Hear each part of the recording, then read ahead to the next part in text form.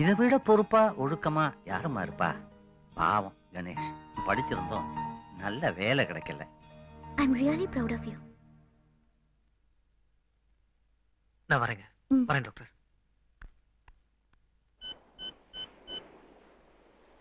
Hello mister Ganesh, நான் சார்லதா பேசுறேன். நான் உங்ககிட்ட கொஞ்சம் பர்சனலா பேசணும். நான் சொல்ற இடத்துக்கு வரீங்களா ப்ளீஸ்?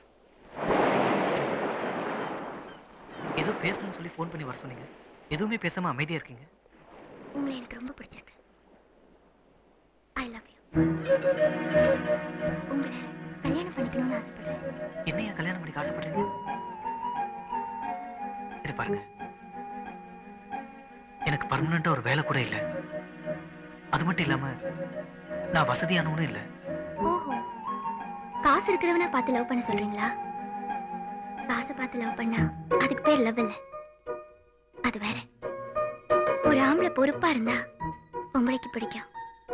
ஒரு ஆம்பளை சந்தோஷமா குடும்பத்தை சுமந்தா பொம்பளைக்கு பிடிக்கும். ஒரு ஆம்பளை கோவப்படாம பொறுமையா இருந்தா பொம்பளைக்கு பிடிக்கும். எல்லாத்தையும் விட ஒரு ஆம்பளை ஒழுக்கமா இருந்தா பொம்பளைக்கு ரொம்ப பிடிக்கும். நம்பிக்கை வரும். நம்பிக்கை தான் பிடிப்பு. ஒருத்தர் மேல ஒருத்தர் நம்பிக்கை வைக்கிறது தான் காதல். எனக்கு உங்களை ரொம்ப பிடிச்சிருக்கு. என்ன உங்களுக்கு பிடிச்சிருக்கான்னு நான் தெரிஞ்சுக்க ஆசைப்படுறேன். எனக்கு என்ன சொல்றதுன்னு ஒண்ணுமே புரியலங்க. எனக்கு கொஞ்சம் டைம் கொடுங்க. நல்லது நடக்கும் நம்புங்க. நான் வரேங்க. என்ன பண்ணு, வேலைக்காக மெனக்கட்டு எங்கெல்லாம அலைஞ்சுக்கிறீங்க? முதல்ல அங்க வந்துருக்க கூடாதா? உங்களை மாதிரி படிச்சவங்களுக்காக தானே கவர்மெண்ட் சுயதொழில் வேலை வாய்ப்பு திட்டம்னு போட்டு கடன் கொடுக்கறதுக்கு ஏற்பாடும் பண்ணி என்னையும் உட்கார வச்சுக்கிறாங்க. ஆமா, ஃபார்ம் ஃபுல்லா பண்ணிட்டீங்களா? ஃபில் பண்ணேன் சார். என்ன தொழில் பண்ண போறீங்க? என்ன படிச்சுக்கிறீங்க? நான் எம்டெக். நான் எம்பிபிஎஸ். டாக்டரா? அதுக்கு தான் படிக்கணும்னு ஆசைப்பட்டேன். அப்புறம் டீ கடை வெத்தலபாவு கடையை விட ஒவ்வொரு தெருவுலையும் ஆஸ்பத்திரி நிறைய இருக்குன்னு தெரிஞ்சுக்கிட்டதுனால எம்காம் படிச்சிருக்கேன் சார். சார் எங்க குவாலிஃபிகேஷன் இல்ல ஃபில் பண்ணிருக்கேன் சார். பாக்குறேன். இப்பதாங்க வேலை கிடைக்கிறது குதிரை கொம்பா போச்சு. நானெல்லாம் 10வது தான். அந்த காலத்திலேயே அண்ணா பீரியட்லயே ரொம்ப சுழுவா வேலை கிடைச்சிருச்சு. டேய், நமக்கும் கூட பிறந்த அண்ணாவோ தம்பியோ நல்ல போஸ்டிங்ல இருந்தாங்கன்னா நமக்கும் வேலை சுலபமா கிடைச்சிரும்டா. டேய், அவர் அறிஞர் அண்ணாவை சொல்றாரா? சும்மா வர்றான். நீங்க கொடுத்து வச்சவங்க சார். உங்க படிப்புக்கு ஒரு 1.5 லட்சம் ரூபாய் வரைக்கும் கிடைக்கும். 1.5 லட்சமா? அப்புறம் ஒரு முக்கியமான சமாச்சாரம். வர்ற பணத்துல உங்களுக்கு பாதி, எனக்கு பாதி. உங்களுக்கு இதுக்கு சார் பாதி? யோ, குத்த விவரம் தெரியாத ஆளா இருக்கிறியே. ஆட்டிட்டு போற கையை நீட்டிட்டு போனா போடுற மகராசம் போட்டுட்டு போறான். சும்மா கிடைக்கிற பணம் தானே, பாதி கொடுத்தா என்ன குறைஞ்சா போயிருவீங்க? என்ன சார் சொல்றீங்க? பணத்தை திருப்பி கட்ட வேணாமா? யார் கேட்டா? உங்களை திருப்பி கட்ட சொல்லி யார் கேட்டா? சும்மா நாச்சுக்கு ஒரு பொய் அட்ரஸ் கொடுங்க. செக்கிங் நான் தான் வர போறேன். சார், பணம் வாங்குற பங்கு இருந்தானுங்க, அதுக்கப்புறம் எங்க போனான்னு தெரியலன்னு சொல்லிடுறேன். கொஞ்ச நாள் கழிச்சு பெரிய கணக்கு எழுதி வச்சிடறோம். வாங்கின பணத்தை திருப்பி கட்டலன்னு அசிங்கம் இல்லையா? அப்படி பார்த்தா இந்த நாடே அசிங்கமானதாயா. நாட்டு வளர்ச்சிக்காக கோடி கணக்குல உலக வங்கியில இருந்து பணம் வாங்கிருக்கிறோம். இன்னைக்கு வரைக்கும் திருப்பி கட்டல, அவனும் கேட்கல. என்னைக்காவது ஒரு நாள் இந்த நாட்டை எழுதி வாங்கி போறான், நாம மறுபடியும் அவனுக்கு அடிமையாக போறோம். அப்ப இந்த மூஞ்சி கொண்டு எங்க வச்சுக்குவீங்க? பார், நீதி நேர்மை நாணயம் பேசிக்கிட்டு பொழப்ப கெடுத்துக்காதீங்கப்பா. போய் நல்லா யோசிச்சுட்டு 4 நாள் கழிச்சு வாங்க. போங்க. கண்டிப்பா வரமாட்டோம் சார். டேய், அந்த திருநெல்வேலிக்காரனை வர சொல்றா. உட்காருங்க மாமா. எப்படி இருக்கீங்க அண்ணே? நல்லா இருக்கம்மா, நீ எப்படி இருக்க? நான் நல்லா இருக்கேன். அப்புறம் தம்பி, நல்ல வேலை ஏதாவது கிடைச்சதா? இல்லைங்க மாமா. நல்ல வேலை. எனக்கு ஒரு உதவி செய்யணுமே. சொல்லுங்க மாமா. பண்ண வீட்டை கொஞ்சம் பாத்துக்கணும். கூட்டு போட்டு வந்திருக்கேன். ஏன்? காஷ்மீர்ல இருக்கிற என் பையன் கொஞ்ச நாள் வந்து தங்கிட்டு போக சொல்றான். அது எப்படி மாமா முடியும்? 70 கிலோமீட்டர் தூரத்துல இருக்கு. வீட்டுல குழந்தை அம்மாலாம் இருக்காங்க. அவங்கள விட்டுட்டு அட, வாரத்துக்கு ஒரு தடவையாவது பாத்துக்கிட்டா போறோம். இல்ல மாசத்துக்கு ஒரு தடவையாவது பாத்துக்கப்பா. ஏன் பக்கத்துல யார்கிட்ட சொல்லாம? ஐயோ, கிராமம் முன்ன மாதிரி இல்ல தம்பி. நெல்லு கொட்டுற குதிரைக்குள்ளதான் குண்டு வைக்கிறானுங்க. வைக்க போறதுக்குள்ளதான் மிஷின்கன்னே வைக்கிறாங்க. நம்பிக்கையான இடத்துல கொடுத்துட்டு போறான்னா நான் உங்ககிட்ட வந்தேன். எல்லாம் கிரிமினலா மாறிட்டானுங்க. மாட்டேன்னு சொல்லிடாத தம்பி. அப்பப்ப ஒரு முறை போய் பார்த்துட்டு வந்துடுறேன்பா. சரி மாமா, ஃப்ரீயா இருக்கும்போது நான் போய் பாத்துக்கிறேன். இந்திரா, சாவி வாங்கிச்சுக்க. என்ன பண்றீங்க? இந்தாம்மா, பத்திரமா பாத்துக்க தம்பி. இந்த சாவி என்ன வித்தியாசமா இருக்கே? அது அந்த காலத்து சாவி, அப்படிதான் இருக்கும். வரட்டுமாமா? சரிங்க அண்ணே. வரேன் தம்பி. சரி.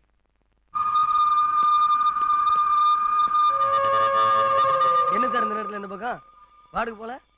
ஒன்றும் இல்லை, கால் வலிக்கிறதுனால தூக்கம் வரல. சரி, கொஞ்சம் வாக் பண்ணலான்னு வந்தேன். சீக்கிரம் வந்து சேருங்க சார்.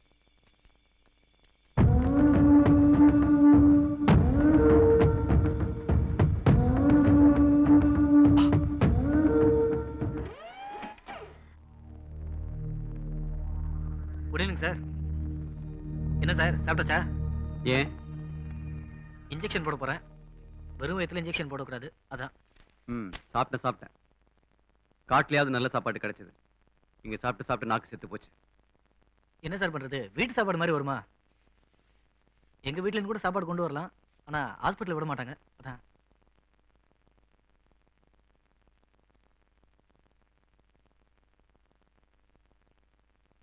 என்னப்பா அப்படி பாக்குற?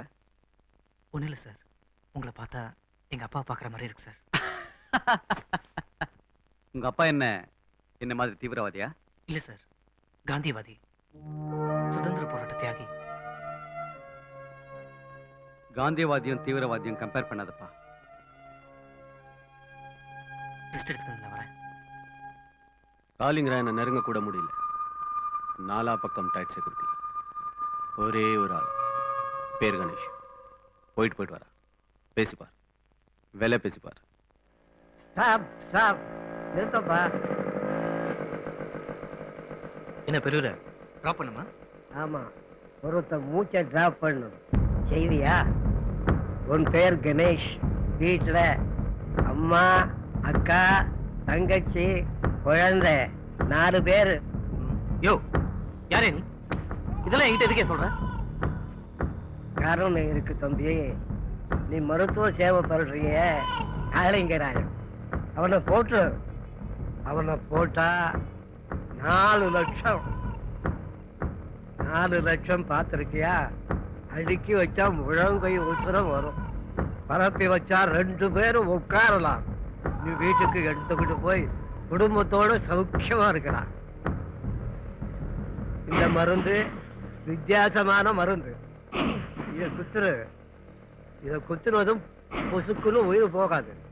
மண்ட சாப்பிட சாப்பாடெல்லாம் விஷமாகும். 1 வாரம் கழிச்சு தினத்தந்தி பேப்பரை பார்த்தீங்கன்னா காளிங்கராயன் மாரடைப்பால் சாவுன்னு செய்தி வரும். செஞ்சிடு. வந்தே மாதரம் பாடுற குடும்பம் எங்க குடும்பம். எத்தனை கோடி ரூபாய் கொடுத்தாலும் சட்டத்துக்கு விரோதமான செயலை நினைச்சு கூட பார்க்க மாட்டேன். ஏதோ வயசுல பெரியவர்னு பாக்குறேன்.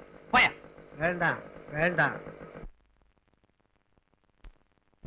அந்த பக்கம் போக முடியாது. எல்லாத்தையும் அடைச்சுட்டேன். நோ எல்லை.